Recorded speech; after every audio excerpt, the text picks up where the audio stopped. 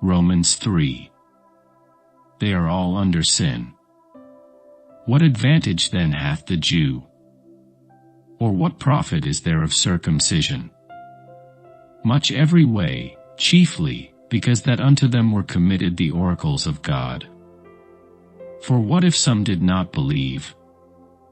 Shall their unbelief make the faith of God without effect? God forbid, yea, let God be true, but every man a liar, as it is written, that thou mightest be justified in thy sayings, and mightest overcome when thou art judged. But if our unrighteousness commend the righteousness of God, what shall we say? Is God unrighteous who taketh vengeance? I speak as a man, God forbid, for then how shall God judge the world? For if the truth of God hath more abounded through my lie unto his glory, why yet am I also judged as a sinner?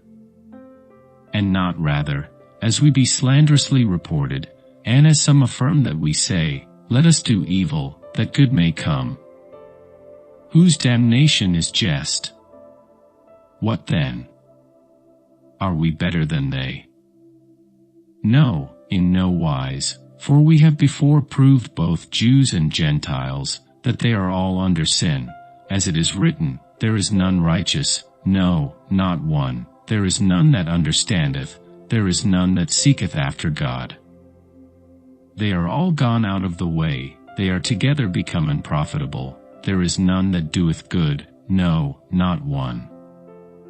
Their throat is an open sepulchre, with their tongues they have used deceit, the poison of asps is under their lips, whose mouth is full of cursing and bitterness, their feet are swift to shed blood, destruction and misery are in their ways, and the way of peace have they not known, there is no fear of God before their eyes.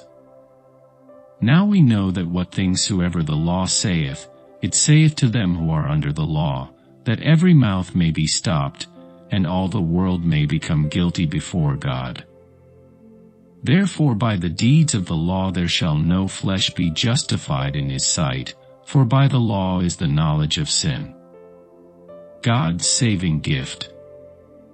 But now the righteousness of God without the law is manifested, being witnessed by the law and the prophets, even the righteousness of God which is by faith of Jesus Christ unto all, and upon all them that believe, for there is no difference, for all have sinned, and come short of the glory of God, being justified freely by his grace through the redemption that is in Christ Jesus, whom God hath set forth to be a propitiation through faith in his blood, to declare his righteousness for the remission of sins that are past, through the forbearance of God, to declare, I say, at this time his righteousness, that he might be just, and the justifier of him which believeth in Jesus. Where is boasting then? It is excluded. By what law? Of works? Nay, but by the law of faith.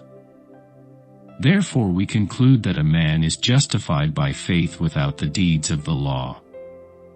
Is he the God of the Jews only? Is he not also of the Gentiles? Yes, of the Gentiles also, seeing it is one God, which shall justify the circumcision by faith, and uncircumcision through faith. Do we then make void the law through faith? God forbid, yea, we establish the law.